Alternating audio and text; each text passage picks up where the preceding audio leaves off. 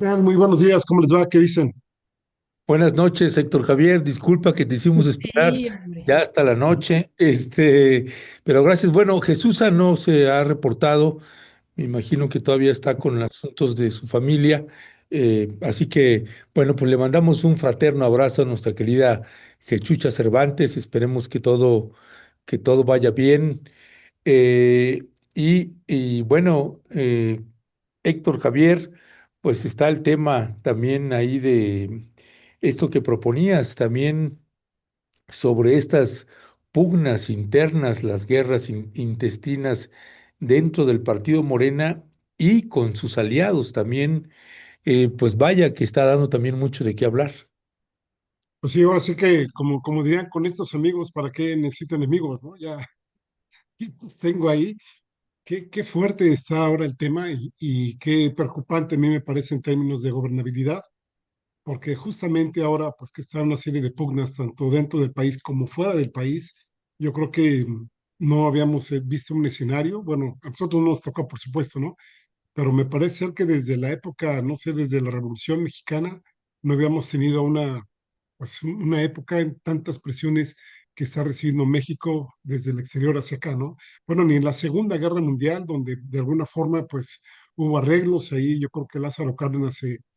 ahora sí que tuvo los suficientes pues, elementos para pues, beneficiar un poco en el contexto de la Segunda Guerra Mundial, en la cuestión de que México no se aliara, digamos, a Alemania, a Japón, en fin, ahí más o menos pues, la libramos, pero ahora pues, estamos súper mal en términos de relaciones exteriores con Estados Unidos,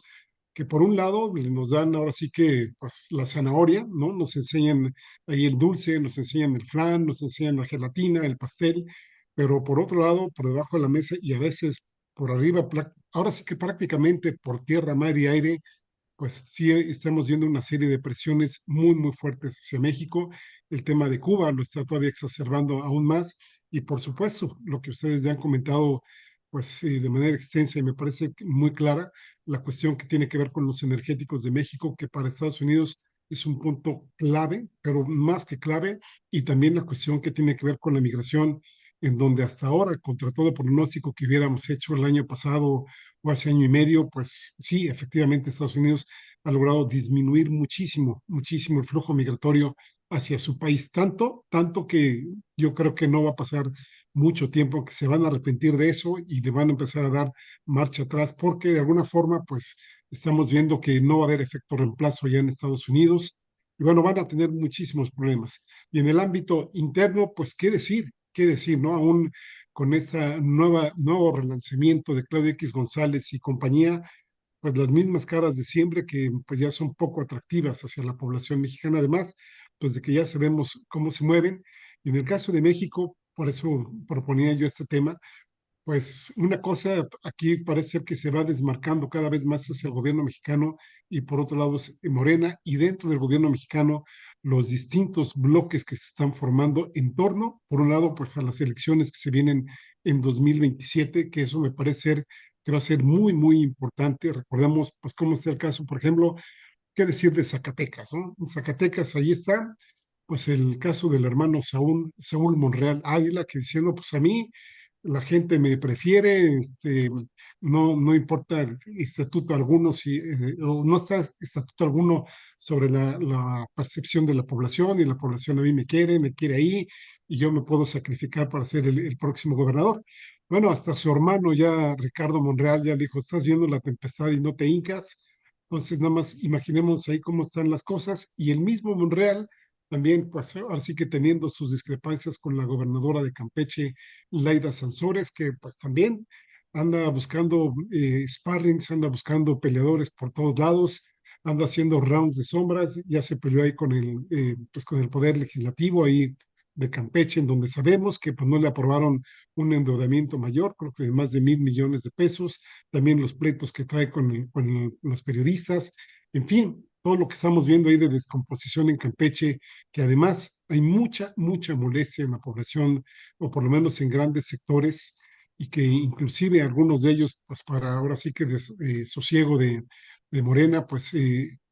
rozan, digamos, con todo lo que fue en algún momento su pequeña base electoral que tenían. Recordemos que Campeche había sido un estado eminentemente priista, luego pues Fox anduvo por ahí, digamos, en el atasgo del propio Alito Moreno, pues ahora sí que votaron por Morena,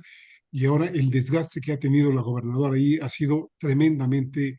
fuerte, además de que muchas quejas de que les dio pocos trabajos a la población campechana, sobre todo puestos de importancia, donde la han acusado de que se llevó gente de la Ciudad de México para que pudiera pues ocupar este tipo de cargos, desplazando a la población campechana, que eso hasta donde hemos podido saber y donde hemos podido comentar con gente de ahí, pues los tiene bastante, bastante lastimados. Y luego, ¿qué decir? Por ejemplo, pues del gobierno de San Luis Potosí, en donde pues ahí está Ricardo Gallardo, pues tratando de impulsar ahora sí que la candidatura de su esposa, de Ruth González Silva, en donde pues ahí sabemos, acordémonos de las disposiciones que ha tenido la presidenta Claudia Sheinbaum diciendo que no está de acuerdo. Y otro de los frentes que se están teniendo también, pues es Adán Augusto López, que ya vimos que pues se fue de la coordinación del Senado, pero no se ha ido del escenario político, y no solo no se ha ido, sino que ahora sí que antes de irse, pues lanzó la amenaza de que su candidata iba a ser la próxima gobernadora de Chihuahua. Y en fin, muchos frentes abiertos que además en todo digamos, en toda esta ensalada, como ¿se acuerdan de aquel programa que se veía con tres grandes cómicos, que era la ensalada de locos? Bueno, pues si no fuera por los tintes que repercutirían hacia nosotros en términos políticos, en términos de gobernabilidad, en términos sociales, pues nos estaríamos riendo de tantas cosas que hay ahí, pero que sí hay que ponerle el tono de seriedad y preocuparnos porque pues parece ser que ahora sí que los principales castillos que tiene el gobierno de Claudia Sheinbaum, pues parecen algunos que se están cayendo o por lo menos están muy lastimados, con algunas estructuras pues ya severamente dañadas, y que me parece, y esa es digamos la hipótesis de trabajo, que conforme se acerque ya la hora de definir cuáles van a ser las candidatos a gobernaturas y a puestos de elección popular en las próximas elecciones, pues ahí puede haber mayores fracturas, no solo en el interno del gobierno y de Morena, sino también, ahora sí que dentro y entre los partidos políticos, porque pues nosotros tampoco cantan mal las rancheras. Ahí está, por ejemplo, el Partido del Trabajo, el Partido de las Cuatro Mentiras, el Verde Ecologista de México, que ahora parece ser que los une el posicionamiento que tienen en contra de la reforma política, donde pues ya sabemos que no quieren disminuir el número de recursos que tienen, la gran cantidad de recursos que tienen, y también pues no quieren quedarse fuera del pastel, porque si se disminuye el número de diputados y si se disminuye también el número de senadores, pues eso les va a representar menos campo de acción, menos, digamos, influencia política, y de ahí que, pues, obviamente, veamos que la reforma política, ahora sí que varias veces pospuesta su anuncio por la presidenta, pues ahí sigue todavía en el limbo de ver qué es lo que va a suceder, y que además, pues no parece ser que vaya ahora sí que en el mismo tono que había planteado la presidenta, sino que va a ser, ahora sí como les gusta decir a los políticos, una versión mucho más light de lo que supuestamente se iba a anunciar. ¿Cómo la ven ustedes? Pues gracias, Héctor, por todo este panorama que nos presentas, muy, muy completo. Muchísimas gracias. Y justo yo te quería preguntar en específico, sobre el verde ecologista y sobre este mensaje que da la presidenta, que me parece a mí fuerte desde la mañanera. Lo comentábamos aquí hace un par de días, ¿no? En torno, pues, a la gubernatura de San Luis Potosí y a la continuidad de la esposa, ¿no? Del actual gobernador, y ella diciendo: yo no estoy de acuerdo, y mandando un mensaje también directamente a Morena, ¿no? Y en ese sentido, pues, ¿cuál es tu análisis y balance de lo que podría acontecer? Saca tu bolita mágica que tienes por ahí, Héctor, ¿no? Porque finalmente estamos a un año, bueno, un poco más de un año de un proceso electoral aquí, a la mitad del sexenio, y finalmente, si no se lleva a cabo también este, pues, alianza entre estos partidos, entre los diferentes partidos con los que ha estado Morena, pues no va a alcanzar los votos necesarios para hacer reformas constitucionales, e incluso podría ser que algunos en términos legales estuvieran en peligro. ¿Cuál sería tu valoración al respecto en torno a lo que el mensaje que mandó la presidenta? Fíjate que de mucha preocupación, Violeta, de mucha preocupación porque tanto el Partido Verde Ecologista de México, que también Manuel Velasco, bueno, no sé si su apellido empiece con V o empiece con D, pero bueno, este político que estuvo aquí de gobernador en Chiapas, también está estirando muchísimo la liga y ya sigue haciendo operaciones políticas, ¿no? Como bien dices, ahora pues está principalmente el punto de quiebre, a mí me parece son tres, obviamente la reforma política, también que está muy bien, las cuestiones que tienen que ver con las próximas elecciones y obviamente el reacomodo que se está dando pues ya con los primeros movimientos que ha hecho la presidenta Claudia Sheinbaum con vistas, obviamente pues a cumplir, digamos, los siguientes 2/3 de su gobierno, que es usualmente, sobre todo este segundo que pues ya, digamos, ya lo tenemos a la puerta, donde pues es ahí donde pues todo lo que quiera hacer ella lo va a tener que hacer porque ya el siguiente, digamos, el siguiente tercio de su gobierno pues ya va a ser básicamente pues de asentamiento, ¿no? Entonces creo que ahora ese es justamente el momento político que está aprovechando. Fíjate, iba yo a decir la oposición, pero bueno, no, la oposición no, los aliados de Morena y también dentro de Morena, eso no se nos olvide tampoco, y me preocupa mucho, Violeta, porque en dado caso de que haya un acuerdo, habría que preguntarnos qué es lo que va a ceder la presidencia de la República para que se den esos acuerdos. Ya habíamos comentado, no recuerdo si aquí en momento, o ya en mirada crítica, de que la presidenta, digamos, ha hecho muchas concesiones al interior de Morena, de no estar persiguiendo muchos delitos y dejando en impunidad algunas investigaciones que se tendrían que haber seguido en aras, digamos, de mantener la estructura y en aras de que estas personas que han sido acusadas de diversos aspectos, bueno, ahí está el ejemplo más claro, sería Adán Augusto López, pues digamos, con todo el grupo que él encabeza, me parece ser que la presidenta dice, bueno, ahí muere, ya le paras hasta aquí, ya no va a haber ninguna persecución, no hay investigaciones en tu contra, ni las va a haber, eso yo creo que no lo dijeron, pero el otro sí lo dijo, y en esa parte, pues ya, digamos, se quedan con estos grupos y ahí van.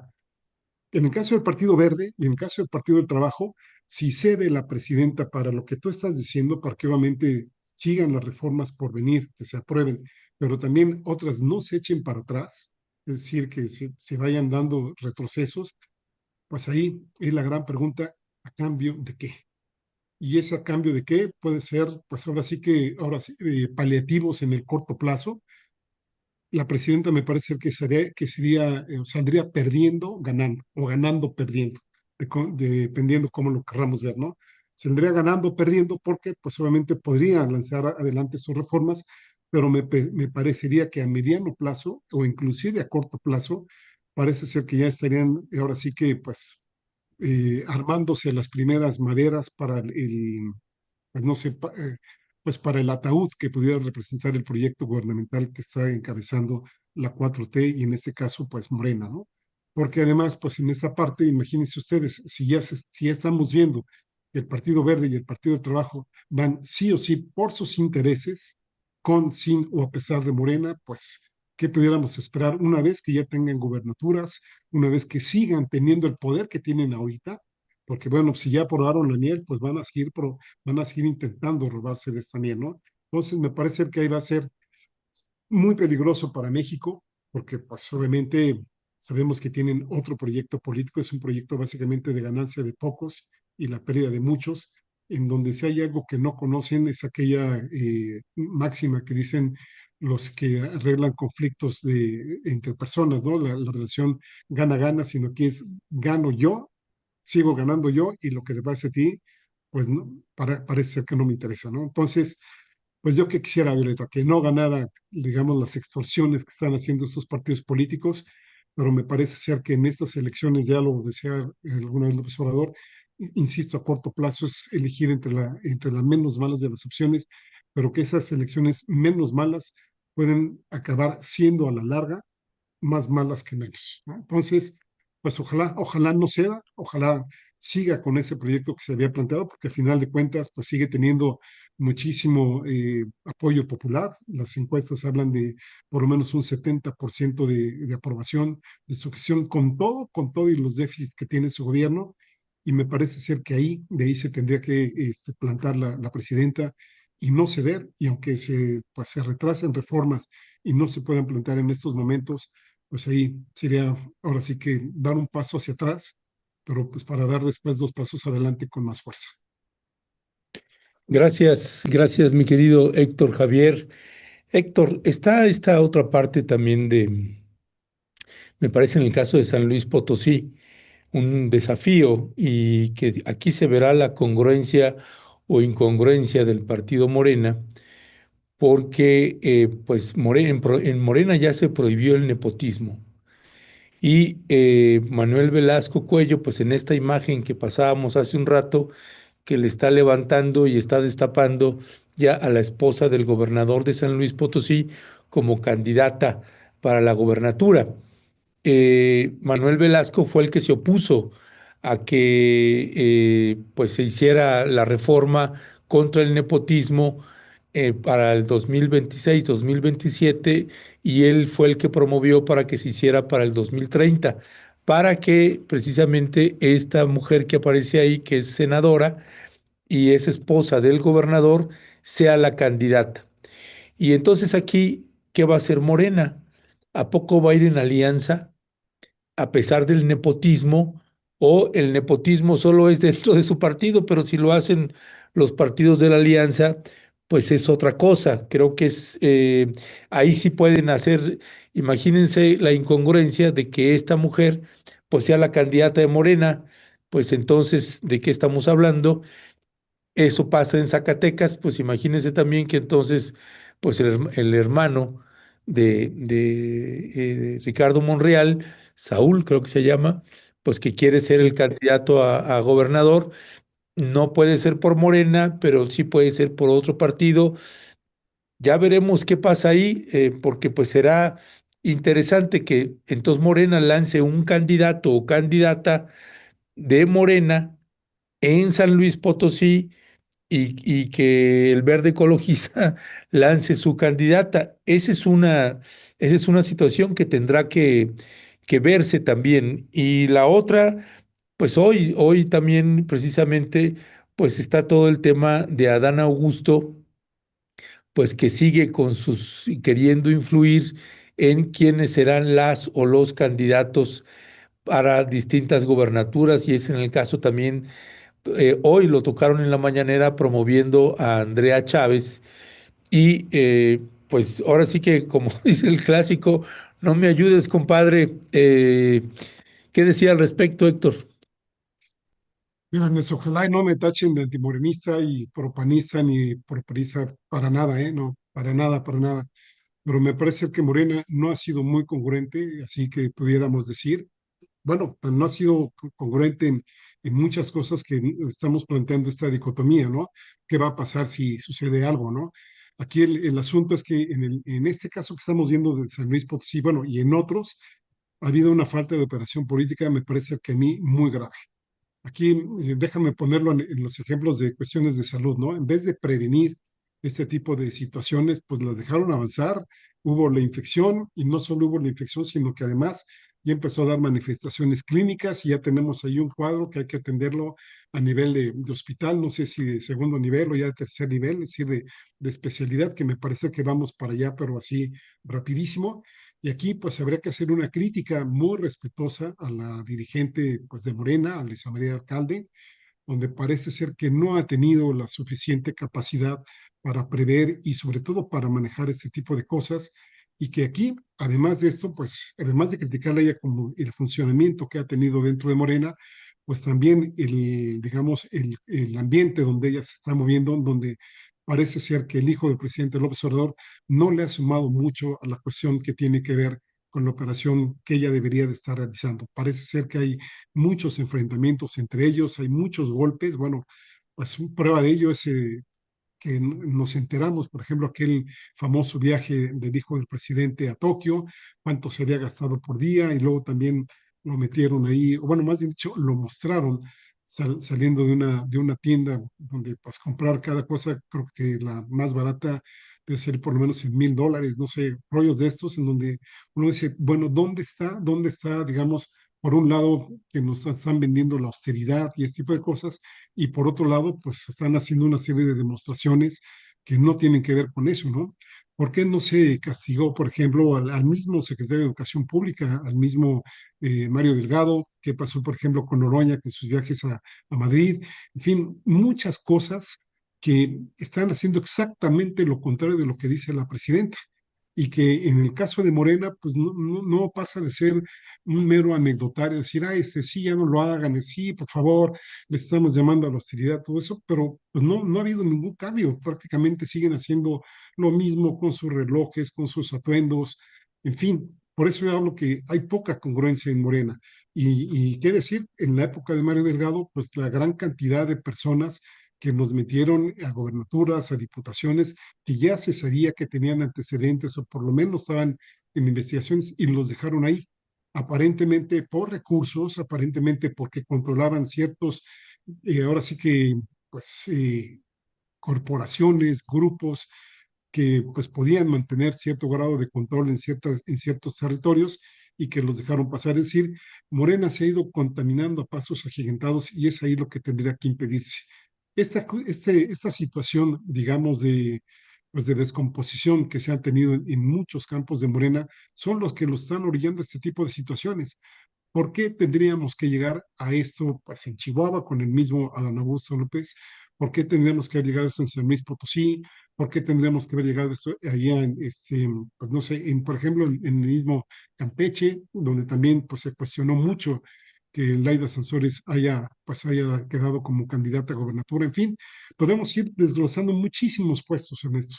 a gobernaturas, a senadores, diputaciones, presidencias municipales, en fin. Bueno, ayer leía, por ejemplo, de esto de las presidencias municipales, más de 2.400 y pico, cómo están cada una de ellas, quiénes están al mando de cada una de estas y qué tanto están tratando, digamos, de operar o no operar y qué tanto son vulnerables a cierto tipo de factores externos que no corresponden a esto. ¿Y qué está haciendo Morena, digamos, para reforzar desde las estructuras de abajo hacia arriba, ¿no? Ahí, por ejemplo, sería muy bueno si en algún momento el Fisgón pudiera dar una entrevista aquí en Rompeviento, ver qué ha pasado con el Instituto de Formación Política. Yo recuerdo que en algún momento cuando empezaba el gobierno del presidente López Obrador, se hablaba de que muchos puestos estaban poniendo con gente que ya estaba, que ya venía actuando, porque no se tenía gente, digamos, que pudiera pues, ocupar esos puestos. Pero ya han pasado 7 años,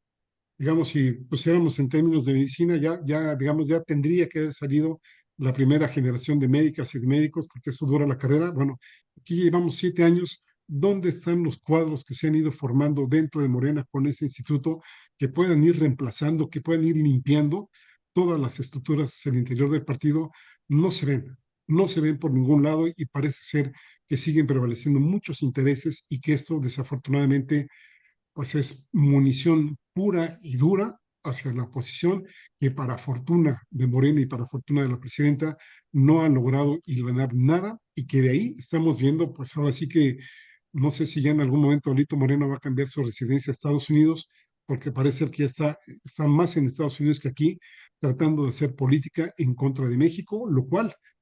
a mí me parece ser que tendría que ser pues marco de una investigación, no necesariamente, digamos, por acotarle su libertad de expresión, sino pues, obviamente por las intenciones que tiene él, que bien pudieran pues, escarbarse un poco a la Constitución y pues a mí no me sorprendería que pudiéramos encontrarnos cosas muy interesantes con las cuales pues hacer un buen análisis de la actuación que está haciendo Alito Moreno y todo esto que digamos parecería ser a veces, se me figura pues no sé, una Corina Machado chiquita, sin premio Nobel de la Paz, obviamente sin muchas de las herramientas que tiene esa mujer, pero Alito Moreno ahí está, insiste en que por cualquier vía tratar de denostar y, por supuesto, ser un elemento más de desestabilización del gobierno de México. Muchísimas gracias, Héctor. Pues antes de, no, bueno, ya más bien nos vamos al ámbito internacional y antes de entrar a estos temas también de Netanyahu y de Trump y de Irán y de Rusia y Ucrania, yo quisiera preguntarte también sobre este arribo de la ayuda humanitaria a Cuba. Hemos visto que el presidente Díaz-Canel, desde el día que dio su conferencia de prensa, pues ha agradecido mucho a México, pero ahora lo hace de manera también amplia en sus redes sociales y también también en el Granma, pues es retomado por él y también por la Secretaria de Comercio, también el agradecimiento hacia México, ¿no? La ministra de Comercio. ¿Qué decir sobre esta ayuda humanitaria pues, que está dando el gobierno federal a Cuba? Y a mí me parece que habría que darle 10 palomitas a la presidenta en este tema, ¿no? Ujú. Seguimos con la propaganda, ojo, así lo estoy diciendo a propósito, con la propaganda de la derecha, de que pues obviamente esto pues es a costa de México, que estamos haciendo enojar al gran Donald Trump, en fin, que porque esto no se reparte en Chiapas, que si en Guerrero, que si en eso, que si en otro lado. Tiene una visión muy corta de esta situación, ya lo habíamos mencionado, Violeta, y me parece ser que es uno de los puntos que tiene la presidenta que le dan, pues por un lado, un amplio margen a nivel internacional en términos de reconocimiento que tiene su gobierno. Ya no solo Díaz-Canel, el presidente de Cuba, sino por ejemplo Rusia, ya anunció abiertamente que va a continuar dando apoyo al gobierno cubano, y también declaraciones que se han hecho a nivel internacional de que esto que está haciendo Donald Trump de poner aranceles, de prohibir que cualquier país se le lleve ayuda a Cuba, está totalmente fuera de los marcos de derecho internacional, bueno, fuera de cualquier legislación de la que ustedes quieran y manden, porque esto, para que Donald Trump lo hubiera hecho o lo hubiera podido hacer, tendría que haber sido una resolución de las Naciones Unidas, y bueno, para nada, ¿no? Fue absolutamente una medida pues totalmente arbitraria y totalmente destinada pues a derribar al gobierno de Cuba, como pues ya están acostumbrados a hacerlos en muchos países que no les pueden poner, pues ahora sí que un alto en el camino, y de los cuales pues cada vez se sirven más para sacar ahí los recursos que tienen y que van sacando ahora sí que en la mayor medida de lo posible. Y Cuba no solo representa, digamos, la cuestión que tiene que ver con lo poco que todavía le queda a ese gran país, sino también pues en el marco, digamos, pues ahora sí que de contrarrestar el probable dominio que pudiera tener Cuba en términos que desde ahí se exportara la ideología de la revolución cubana. Es muy contradictorio el caso de Donald Trump, que por un lado dice, pobre Cuba, ya no le queda nada, muy pronto va a caer, con esto va a caer más rápido, en fin, y por otro lado, pues lo plantea como una amenaza de seguridad nacional, que ya sabemos, su seguridad nacional abarca pues desde Groenlandia hasta, pues, hasta la Patagonia chilena y argentina, ¿no? Ahí. Entonces, qué bueno, aquí me parece que hay evidentemente que aplaudirle, incluso sigue ofreciéndose ella como puente para establecer comunicación entre Estados Unidos y Cuba. Recordemos que Estados Unidos varias veces ha dicho que está manteniendo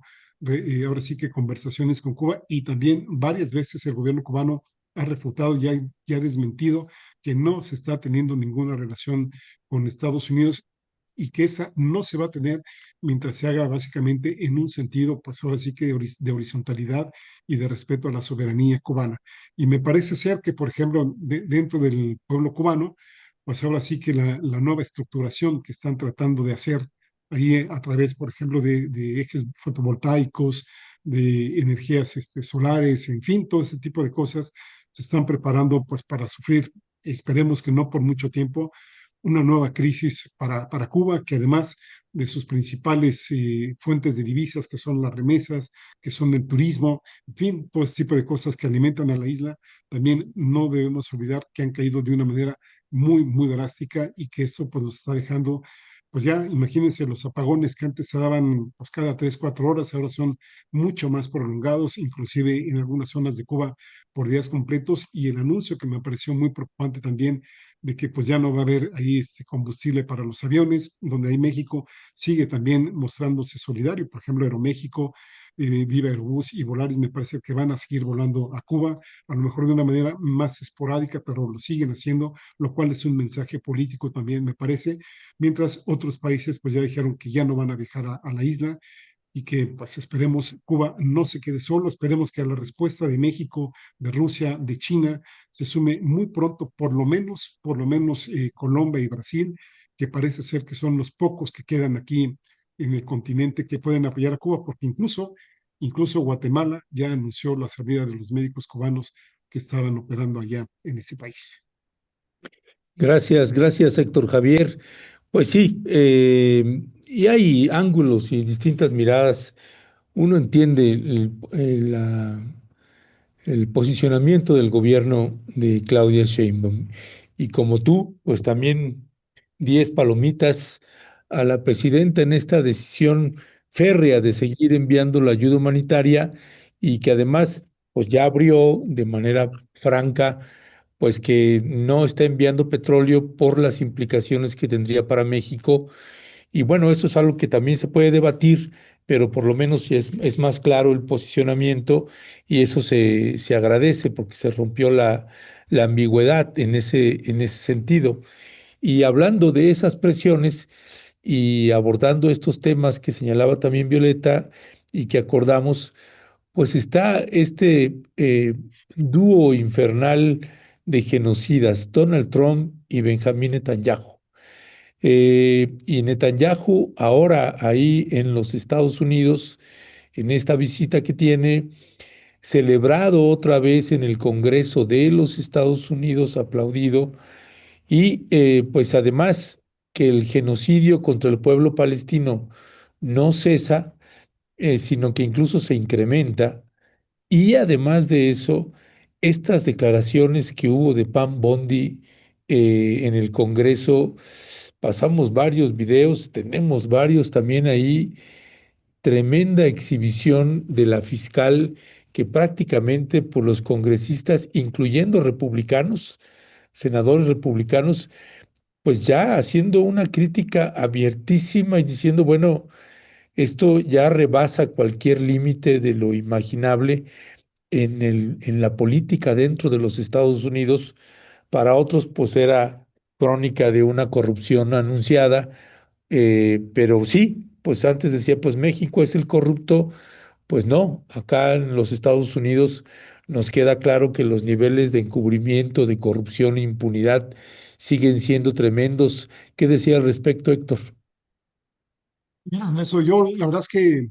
entre lunes y martes, bueno, desde que se anunció que Benjamín Netanyahu iba a adelantar su visita a Estados Unidos,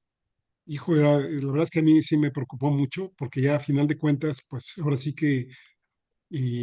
pues se hablaba de que Netanyahu iba a ponerle un ultimátum a Donald Trump. ¿En qué sentido ese ultimátum? Bueno, sabemos que el conflicto entre Irán e Israel está pues prácticamente, pues ahora sí que sobre alfileres, ¿no? Ahí que se pueda romper, digamos,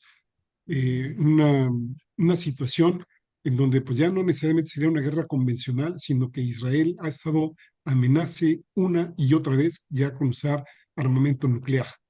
Es decir, eso ya nos pondría al borde de una catástrofe, pues no solo regional, no solo en ese bloque de países, sino también pues ya a nivel mundial, porque imaginémonos la cantidad de pues, rebotes que tendría un conflicto nuclear allá entre Israel e Irán, porque obviamente en el caso de que Israel iniciara por su cuenta, digamos, pues una ofensiva contra Irán, y que Irán respondiera, pues Estados Unidos sí o sí se subiría también al conflicto por todos los intereses que tienen ahí.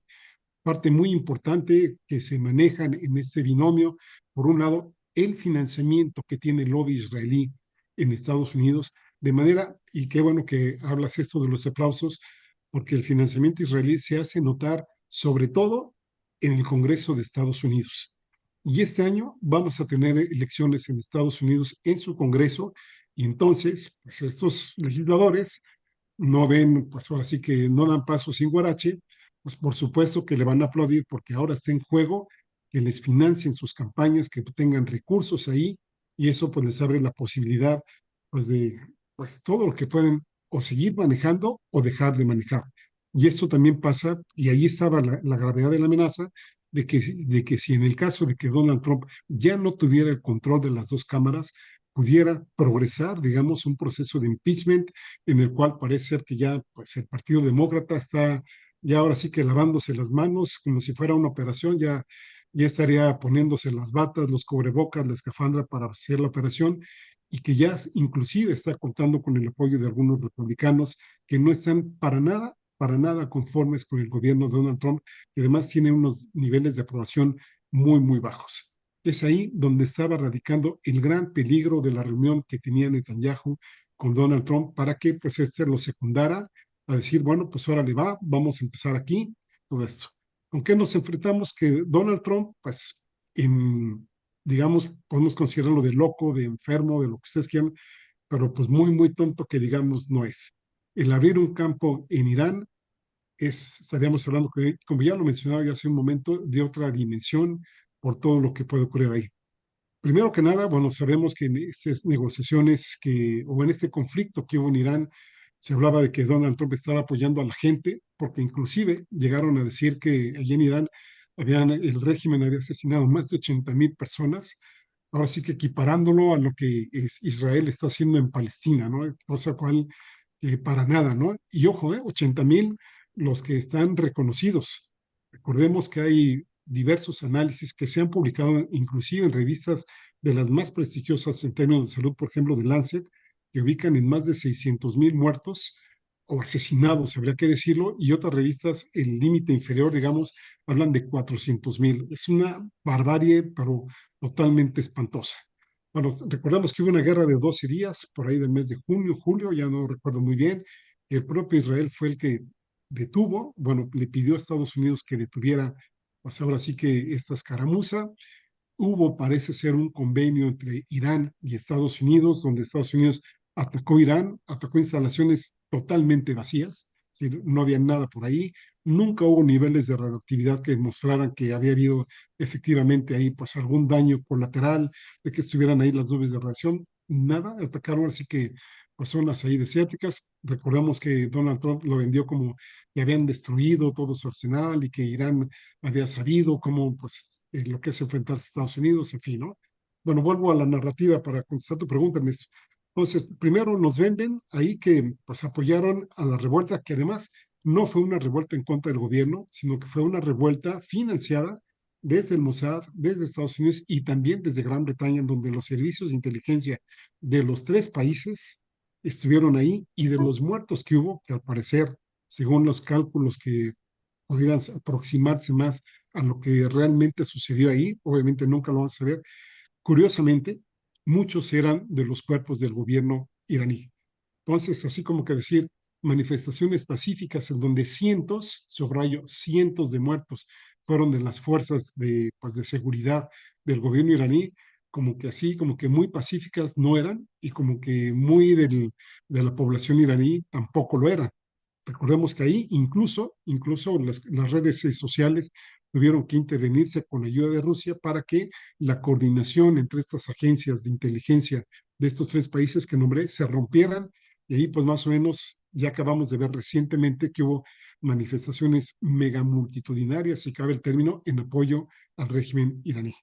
Bueno, todo esto lo concluyo porque después el siguiente reclamo fue que Irán, digamos, fue solicitado por parte de Estados Unidos de que le parara a la cuestión que tiene que ver con su industria nuclear, que porque ya estaban ahí armando su bomba atómica, etcétera.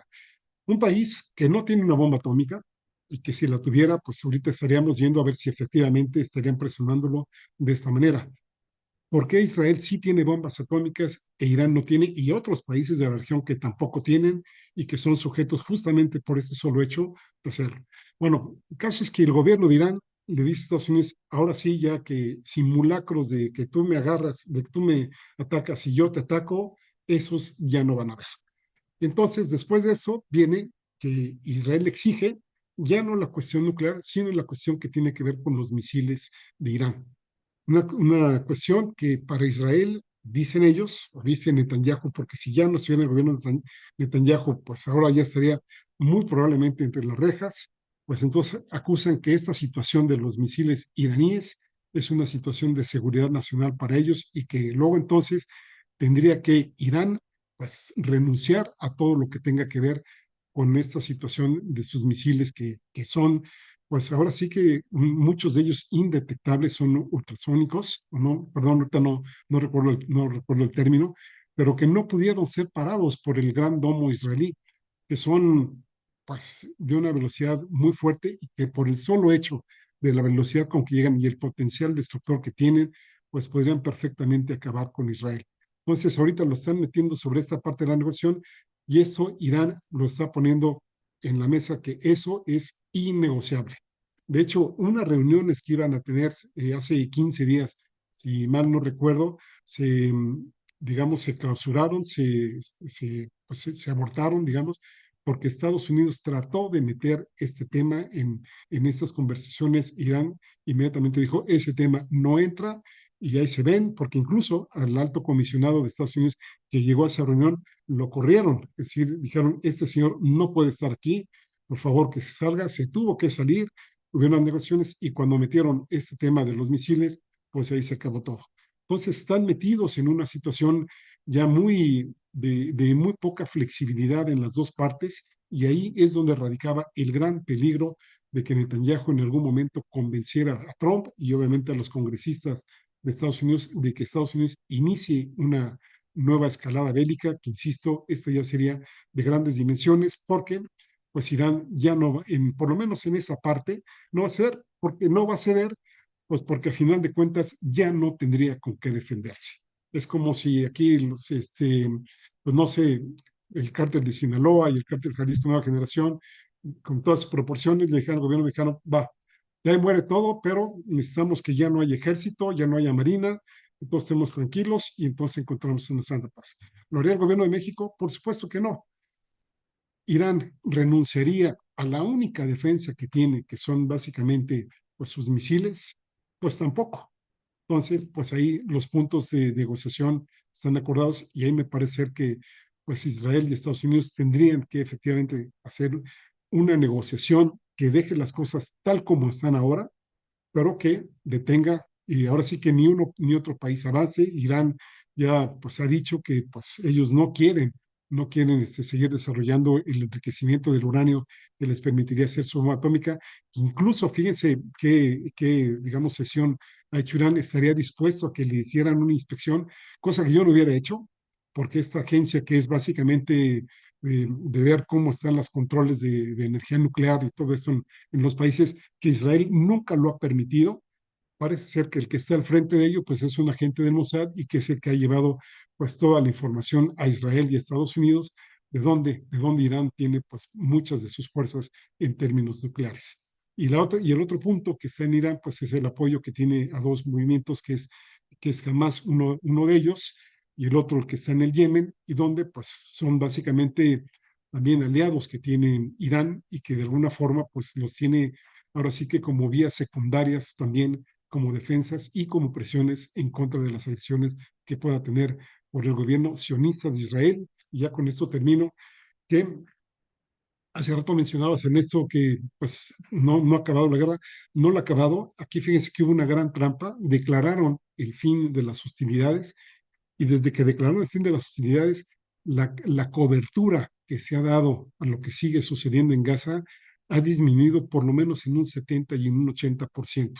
Israel se quitó la presión mundial pues, de que estaban viendo todo el genocidio que está haciendo ahí a raíz de que se hizo esta declaración, pero en los hechos, pues prácticamente ha sido exactamente igual, matando por diversos medios a la población palestina. No sé qué opinan ustedes. Pues Héctor, muchísimas gracias por este análisis, en verdad muy, muy celebrado cada viernes tus análisis, Héctor. Gracias por este primer tema, y también esto que nos comentas de Irán, pues finalmente no hubo un acuerdo entre Donald Trump y Netanyahu, ¿no? Afortunadamente, como tú dices, sí. Y lo otro es, qué bueno este ángulo que pones, porque también muchos de los análisis se centran en ver esta situación que se está viviendo entre Irán e Israel como una situación que tiene un origen de una crisis económica únicamente, ¿no? Cuando pues se disputan la hegemonía regional y toda la parte bélica hacia futuro, y bueno, son otros ángulos que me parece que tú has puesto aquí muy, muy importantes. Y lo otro también, lo que tú señalas, y con eso estaríamos concluyendo porque tenemos que pasar a la siguiente entrevista, querido, esta parte de que sigue el genocidio en Gaza, pero en específico, pues un ataque muy particular a Cisjordania, ¿no? Y el avance de los colonos, que eso es lo que estamos viendo todos los días, que está siendo reportado por Al Jazeera, ¿no? Y sobre todo, pues los ataques en torno a esto se han venido intensificando. Así es que, pues no, seguiremos discutiendo estos temas, y qué bueno que tú también anuncias también este cerco mediático también que hay, y hay que seguir hablando por eso de lo que sigue aconteciendo en Medio Oriente y allá con este genocidio que no para, querido Héctor. Te mandamos un fuerte abrazo y Igualmente. estamos en comunicación hacia la siguiente semana. Te vemos el día lunes y el día viernes por acá. Linda semana. Estás muy bien. Un abrazo a todas y todos. Gracias.